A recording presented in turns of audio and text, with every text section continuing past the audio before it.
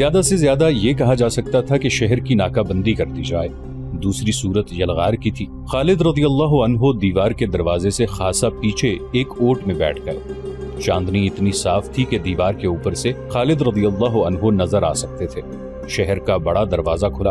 खालिद रज़ियल्लाहु अन्हु समझे कि उकैदर फौज लेकर बाहर आ रहा है और वो उन पर हमला करेगा, लेकिन उकैदर के पीछे पीछे चंद सवार बाहर निकले और दरवाजा बंद हो गया। खालिद रज़ियल्लाहु अन्हु को याद आया कि तबूक से रवानगी के वक्त रसूल करीम सल्लल्लाहु अलैहि वसल्लम ने उन्हें कहा था, उकैदर तुम्हें शायद शिकार खेलता हुआ मिलेगा। उकैदर बिन मालिक के मुतालिक मशहूर था कि वो जैसे शिकार खेलने के लिए ही पैदा हुआ था। सहरा में शिकार रात को मिलता था, क्योंकि दिन के वक्त जानवर दुब के छुपे रहते थे। पूरे चांद की रात बड़े शिकार के लिए मौजू समझी जाती थी। ये रसूल अकरम सल्लल्लाहु अलैहि वसल्लम की इंटेलिजेंस का कमाल था कि आप सल्लल्लाहु अलैहि वसल्लम ने दुश्मन की आदात को और खसलतों का भी पता चला लिया था, और आप सल्लल्लाहु अलैहि वसल्लम ने खालिद रज़ियल्लाहु अन्हु को उकैदर के मुताल्लिक पूरी मालूमात दे दी थी।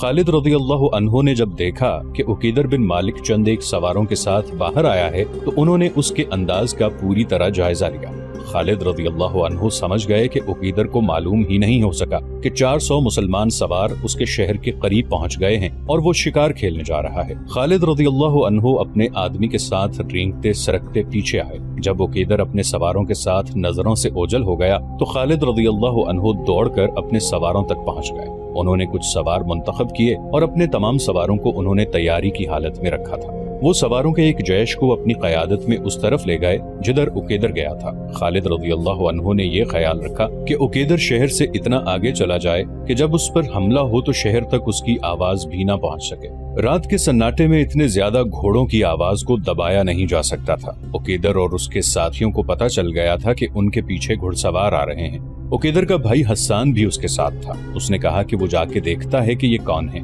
उसने अपना घोड़ा पीछे को मोड़ा ही था कि खालिद रज़ियल्लाहु अन्हु ने अपने सवारों को हल्ला बोलने का हुक्म दे दिया। उकैदर को खालिद रज़ियल्लाहु अन्हु और उनके सवारों की ललकार से पता चला कि ये मुसलमान हैं। हस्सान ने बर्छी से मुकाबला करने की कोशिश की, लेकिन मारा गया। उकैदर अपने सवारों से जरा अलग था।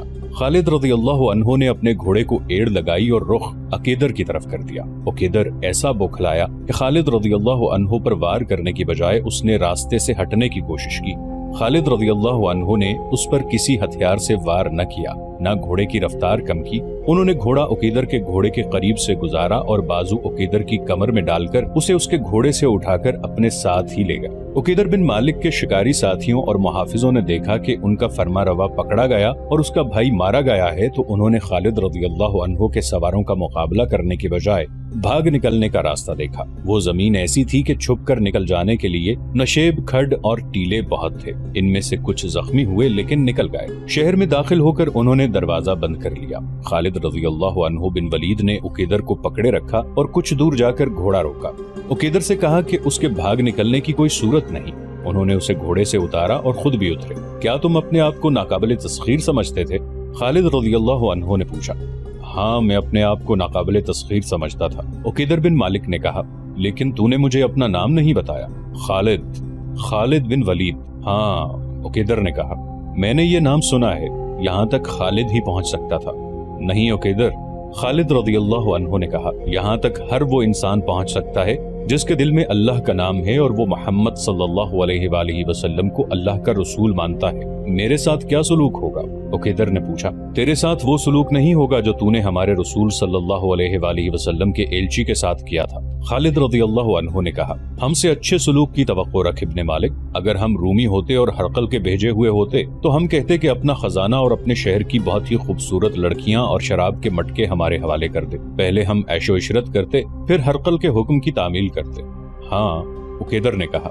रूमी होते तो ऐसा ही करते, और वो ऐसा कर रहे हैं। वो कौन सा तोहफा है जो मैं हरकल को नहीं भेजता? वलीद के बेटे, मुझ पर लाजिम है कि रूमियों को खुश रखूं। कहाँ है रूमी? खालिद रज़ियल्लाहु अन्हु ने कहा। क्या तू उन्हें मदद के लिए बुला सकता है? हम तेरी मदद को आएंगे। मैं तुझे कैदी बनाकर नहीं, मुअज़्ज़ज़ मेहमान बनाकर अल्लाह के रसूल सल्लल्लाहु अलैहि वसल्लम के पास ले जा रहा हूँ। तुझ पर कोई जुल्म नहीं होगा, जबर नहीं होगा। हम दुश्मनी का नहीं, दोस्ती का पैगाम लेकर आए हैं। हमारे रसूल सल्लल्लाहु अलैहि वसल्लम के सामने जाकर तुझे तासुफ होगा कि जिसका तू दुश्मन रहा है वो तो दोस्ती के काबिल है। उकैदर बिन मालिक की जैसे जुबान गुंग हो गई। اس نے کچھ بھی نہ کہا۔ اس کا گھوڑا وہیں کہیں آوارہ پھر رہا تھا۔ خالد رضی اللہ عنہ نے اپنے سواروں سے کہا کہ عقیدر کے گھوڑے کو پکڑ لائیں۔ سوار گھوڑے کو پکڑ لائے۔ خالد رضی اللہ عنہ نے عقیدر کو گھوڑے پر سوار کیا اور تبوک واپسی کا حکم دیا۔ تبوک پہنچ کر خالد رضی اللہ عنہ نے عقیدر بن مالک کو رسول خدا صلی اللہ علیہ وآلہ وسلم کے حضور پیش کیا۔ آپ صلی اللہ علیہ وآلہ وسلم نے اس کے آگے اپنی شرطیں رکھی، لیکن ایسی شرط کا اشارہ تک نہ کیا کہ وہ اسلام قبول کر لے۔ اس کے ساتھ مہمانوں جیسا سلوک کیا گیا، اس پر کوئی خوف طاری نہ کیا گیا۔ اسے یہی ایک شرط بہت اچھی لگی کہ مسلمان اس کی حفاظت کریں گے۔ اس نے جزیہ دینے کی شرط مان لی اور دوستی کا معاہدہ کر لیا۔ بے شک صرف مسلمان ہیں جو میری مدد کو پہنچ سکتے ہیں، معاہدہ کر کے اس نے کہا تھا۔ جب عقیدر بن مالک نے بھی دوستی کا معاہدہ کر کے مسلمانوں کو جزیہ دینا قبول کر لیا تو کئی اور چھوٹے چھوٹے قبیلوں کے سردار تبوک میں رسول کریم صلی اللہ علیہ وآلہ وسلم کے پاس آ گئے اور اطاعت قبول کر لی۔ اس طرح دور دور تک کے علاقے مسلمانوں کے زیر اثر آ گئے اور تمام قبائلی مسلمانوں کے اتحادی بن گئے۔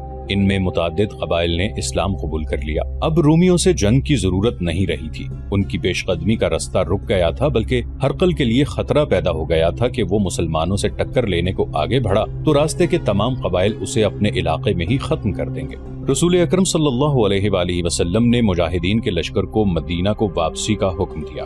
یہ لشکر دسمبر 630 عیسوی میں مدینہ پہنچ گیا۔ اسلام عقیدے کے لحاظ سے اور عسکری لحاظ سے بھی ایک ایسی طاقت بن چکا تھا کہ رسول کریم صلی اللہ علیہ وآلہ وسلم کے بھیجے ہوئے ایلچی کہیں بھی چلے جاتے، انہیں شاہی مہمان سمجھا جاتا اور ان کا پیغام احترام سے سنا جاتا۔ رسول کریم صلی اللہ علیہ وآلہ وسلم نے دور دراز کے قبیلوں اور چھوٹی بڑی حکومتوں کو قبول اسلام کے دعوت نامے بھیجنے شروع کر دیے۔ ان میں بعض سردار سرکش، خود سر اور کم فہم تھے۔ ان کی طرف رسول کریم صلی اللہ علیہ وآلہ وسلم کا پیغام اس قسم کا ہوتا تھا کہ قبول اسلام کی بجائے اگر وہ اپنی جنگی طاقت آزمانا چاہتے ہیں تو آزما لیں، اور یہ سوچ لیں کہ شکست کی صورت میں انہیں مسلمانوں کا مکمل طور پر مطیع ہونا پڑے گا اور ان کی کوئی شرط قبول نہیں کی جائے گی۔ رسول کریم صلی اللہ علیہ وآلہ وسلم نے ایک ایسی مہم خالد رضی اللہ عنہ بن ولید کی زیر کمان یمن کے شمال میں نجران بھیجی۔ وہاں قبیلہ بنو حارثہ بن کعب آباد تھا۔ ان لوگوں نے رسول کریم صلی اللہ علیہ وآلہ وسلم کے پیغام کا مذاق اڑایا تھا۔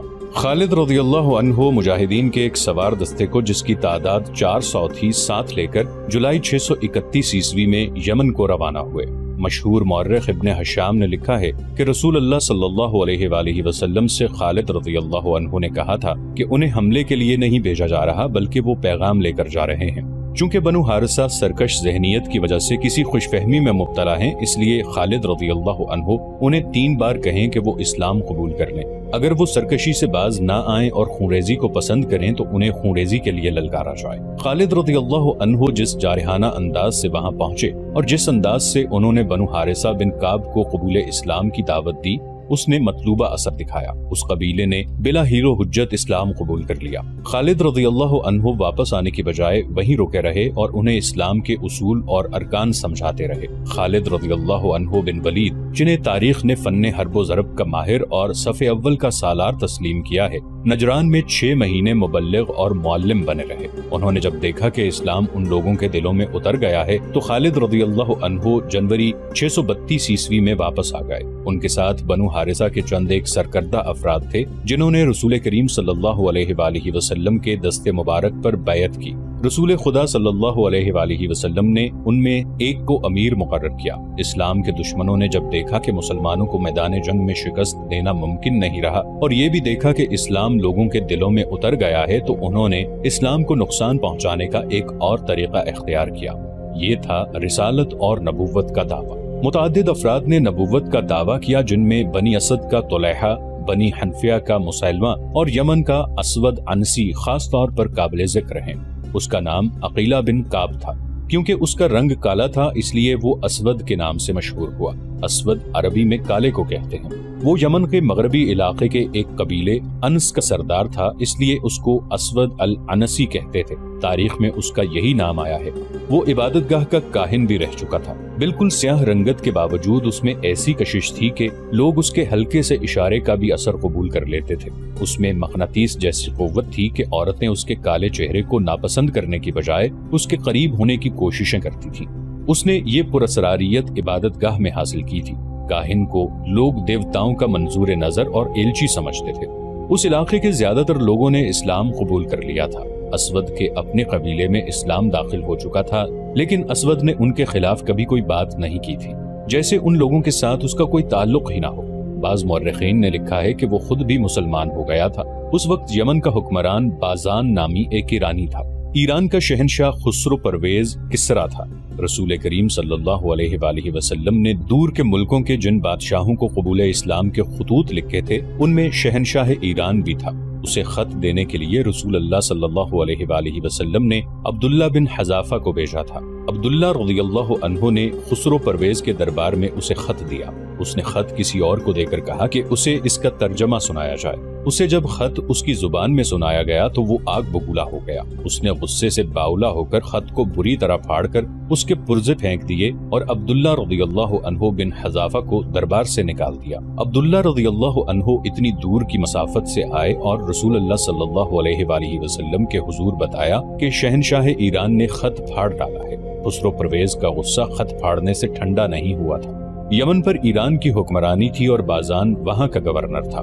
شہنشاہ ایران نے اپنے گورنر بازان کو خط بھیجا کہ حجاز میں محمد نام کا ایک آدمی ہے جس نے نبوت کا دعویٰ کر رکھا ہے۔ اس نے لکھا کہ رسول کریم صلی اللہ علیہ وآلہ وسلم کو زندہ پکڑ کر یا آپ صلی اللہ علیہ وآلہ وسلم کا نعوذ باللہ سر کاٹ کر اس کے دربار ایران میں پیش کیا جائے۔ بازان نے یہ خط اپنے 2 آدمیوں کو دے کر مدینہ بھیج دیا۔ مورخوں میں اختلاف پایا جاتا ہے۔ بعض لکھتے ہیں کہ بازان نے ان آدمیوں کو رسول اللہ صلی اللہ علیہ وآلہ وسلم کو پکڑ لانے یا قتل کر کے آپ صلی اللہ علیہ وآلہ وسلم کا سر لانے کے لیے بھیجا تھا، اور کچھ مورخوں نے لکھا ہے کہ بازان نے اسلام تو قبول نہیں کیا تھا، لیکن وہ حضور صلی اللہ علیہ وآلہ وسلم سے اتنا متاثر تھا کہ آپ صلی اللہ علیہ وآلہ وسلم کو اپنے شہنشاہ کے ارادے سے خبردار کرنا چاہتا تھا۔ بہرحال مورخ اس واقعے پر متفق ہیں کہ بازان کے بھیجے ہوئے 2 آدمی رسول اللہ صلی اللہ علیہ وآلہ وسلم کے یہاں گئے تھے، اور خسرو پرویز نے جو خط بازان کو لکھا تھا وہ آپ صلی اللہ علیہ وآلہ وسلم کے حضور پیش کیا تھا۔ رسول خدا صلی اللہ علیہ وآلہ وسلم نے خط دیکھا اور آپ صلی اللہ علیہ وآلہ وسلم نے مسکرا کر کہا کہ شہنشاہ ایران گزشتہ رات اپنے بیٹے شیرویہ کے ہاتھوں قتل ہو گیا ہے، اور آج صبح سے ایران کا شہنشاہ شیرویہ ہے۔ گزشتہ رات کے قتل کی خبر مدینہ میں اتنی جلدی کیسے پہنچ گئی؟ بازان کے ایک آدمی نے پوچھا اور کہنے لگا، کیا یہ ہمارے شہنشاہ کی توہین نہیں کہ یہ غلط خبر پھیلا دی جائے کہ اسے اس کے بیٹے نے قتل کر دیا ہے؟ مجھے میرے اللہ نے بتایا ہے۔ رسول کریم صلی اللہ علیہ وآلہ وسلم نے فرمایا، جاؤ بازان کو بتا دو کہ اس کا شہنشاہ اب خسرو نہیں شیرویہ ہے۔ رسول خدا صلی اللہ علیہ وآلہ وسلم کو یہ خبر بذریعہ الہام ملی تھی۔ بازان کے آدمی واپس گئے اور اسے بتایا کہ رسول اللہ صلی اللہ علیہ وآلہ وسلم نے کیا کہا ہے۔ 3-4 دنوں کے بعد بازان کو اپنے نئے شہنشاہ شیرویہ کا خط ملا۔ اس میں تحریر تھا کہ خسرو پرویز کو فلاں رات ختم کر دیا گیا ہے۔ یہ وہی رات تھی جو حضور صلی اللہ علیہ وآلہ وسلم نے بتائی تھی۔ کچھ دنوں بعد بازان کو رسول کریم صلی اللہ علیہ وآلہ وسلم کا خط ملا کہ وہ اسلام قبول کر لے۔ بازان پہلے ہی آپ صلی اللہ علیہ وآلہ وسلم سے متاثر تھا۔ الہام نے اسے اور زیادہ متاثر کیا۔ رسول اللہ صلی اللہ علیہ وآلہ وسلم نے اسے یہ بھی لکھا تھا کہ اسلام قبول کر لینے کی صورت میں وہ بدستور یمن کا حاکم رہے گا اور اس کی حکمرانی کا تحفظ مسلمانوں کی ذمہ داری ہوگی۔ بازان نے اسلام قبول کر لیا اور وہ حاکم یمن رہا۔ تھوڑے ہی عرصے بعد فوت ہو گیا۔ رسول کریم صلی اللہ علیہ وآلہ وسلم نے یمن کو کئی حصوں میں تقسیم کر دیا اور ہر حصے کا الگ حاکم مقرر کیا۔ بازان کا بیٹا جس کا نام شہر تھا، رسول کریم صلی اللہ علیہ وآلہ وسلم نے اسے صنعاء اور اس کے گرد و نواح کے علاقے کا حاکم بنایا۔ یہ خبر اڑی تھی کہ اسود انسی یمن کے علاقے مزجح میں چلا گیا ہے اور ایک غار میں رہتا ہے جس کا نام خبان ہے۔ اچانک یہ خبر ہوا کی طرح سارے یمن میں پھیل گئی کہ اسود غار سے نکل آیا ہے اور اسے خدا نے نبوت عطا کی ہے، اور اب وہ اسود انسی نہیں، رحمان الیمن ہے۔ خبر سنانے والے کسی شک کا اظہار نہیں کرتے تھے، بلکہ وہ مصدقہ خبر سناتے تھے کہ اسود کو نبوت مل گئی ہے۔ انہوں نے اسے نبی تسلیم کر لیا تھا۔ جا کر دیکھو، خبر سنانے والے کہتے پھرتے تھے، مزجح جا کر دیکھو، رحمان الیمن مردوں کو زندہ کرتا ہے، آگ کے شعلوں کو پھول بنا دیتا ہے۔ چلو لوگو چلو، اپنی روح کی نجات کے لیے چلو۔ جن لوگوں نے اسلام قبول کر لیا تھا وہ بھی مزجح کو اٹھ دوڑے۔ اسود چونکہ کاہن رہ چکا تھا، اس لیے لوگ پہلے ہی تسلیم کرتے تھے کہ دیوتاؤں نے اسے کوئی پراسرار طاقت دے رکھی ہے۔ اب اس نے نبوت کا دعویٰ کیا تو لوگوں نے فوراً اس دعوے کو تسلیم کر لیا۔ غار خبان کے سامنے ہر لمحہ لوگوں کا ہجوم رہنے لگا۔ وہ اسود کی ایک جھلک دیکھنے کے لیے بے تاب رہتے تھے۔ وہ دن کو تھوڑے سے وقت کے لیے باہر نکلتا تھا اور غار کے قریب ایک اونچی جگہ کھڑے ہو کر لوگوں کو قرآن کی آیات کی طرز کے جملے سنایا کرتا اور کہتا کہ اس کے پاس ایک فرشتہ آتا ہے جو اسے ہر روز خدا کی طرف سے ایک آیت اور راز کی 1-2 باتیں بتا جاتا ہے۔ وہ لوگوں کو اپنے معجزے بھی دکھایا کرتا تھا، مثلا جلتی ہوئی مشعل اپنے منہ میں ڈال لیا کرتا اور جب مشعل اس کے منہ سے نکلتی تو وہ جل رہی ہوتی تھی۔ اس نے ایک لڑکی کو ہوا میں معلق کر کے بھی دکھایا۔ ایسے ہی چند اور شعبدے تھے جو وہ لوگوں کو دکھاتا تھا اور لوگ اسے معجزہ کہتے تھے۔ ایک تو وہ چرب زبان تھا، دوسرے وہ خوش الحان تھا۔ اس کے بولنے کا انداز پرکشش تھا۔ اس نے یمن والوں کو یہ نعرے دے کر یمن یمن والوں کا ہے ان کے دل موہ لیے تھے۔ یمنی بڑی لمبی مدت سے ایرانیوں کے زیر نگیں چلے آ رہے تھے۔ ایرانی تسلط بازان کے قبول اسلام کے ساتھ ہی ختم ہو گیا تو حجاز کے مسلمان آ گئے۔ اس کے علاوہ وہاں یہودی، نصرانی اور مجوسی بھی موجود تھے۔ یہ سب اسلام کی بےخونی چاہتے تھے۔ انہوں نے اسود انسی کی نبوت کے قدم جمانے میں درپردہ بہت کام کیا۔ اسود اپنی نبوت کی صداقت ایک گدھے کے ذریعے ثابت کیا کرتا تھا۔ اس کے سامنے ایک گدھا لایا جاتا، وہ گدھے کو کہتا بیٹھ جا، گدھا بیٹھ جاتا، پھر کہتا میرے آگے سر جھکا، گدھا سجدے کے انداز سے سر جھکا دیتا۔ گدھے کے لیے اس کا تیسرا حکم ہوتا کہ میرے آگے گھٹنے ٹیک دے، گدھا اس کے آگے گھٹنے ٹیک دیتا۔ دیکھتے ہی دیکھتے اسود انسی کو یمن کے لوگوں نے نبی مان لیا۔ اسود نے ان لوگوں کو ایک فوج کی صورت میں منظم کر لیا۔ اس نے سب سے پہلے نجران کا رخ کیا۔ وہاں رسول کریم صلی اللہ علیہ وآلہ وسلم کے مقرر کیے ہوئے 2 مسلمان حاکم تھے، خالد رضی اللہ عنہ بن سعید اور عمر رضی اللہ عنہ بن حزم۔ اسود کے ساتھ بہت بڑا لشکر تھا جو نجران میں داخل ہوا تو وہاں کے باشندے بھی اس کے ساتھ مل گئے۔ دونوں مسلمان حاکموں کے لیے پسپائی کے سوا کوئی چارہ نہ تھا۔ اسود انسی اس پہلی فتح سے سرشار ہو گیا اور اس کے لشکر کی تعداد بھی زیادہ ہو گئی۔ اس نے نجران میں اپنی حکومت قائم کر کے صنعاء کی طرف پیش قدمی کی۔ وہاں بازان کا بیٹا شہر حکمران تھا۔ اس کے پاس فوج تھوڑی تھی، پھر بھی وہ مقابلے میں ڈٹ گیا۔ اس کی للکار نے اپنی فوج کے قدم اکھڑنے نہ دیے، لیکن شہر بن بازان چونکہ اپنی فوج کا حوصلہ قائم رکھنے کے لیے سپاہیوں کی طرح لڑ رہا تھا، اس لیے وہ شہید ہو گیا۔ اس سے اس کی فوج کا حوصلہ ٹوٹ گیا۔ اسود کے خلاف لڑنے والے وہ یمنی بھی تھے جنہوں نے اسلام قبول نہیں کیا تھا، لیکن شکست کی صورت میں جان کا خطرہ مسلمانوں کو تھا۔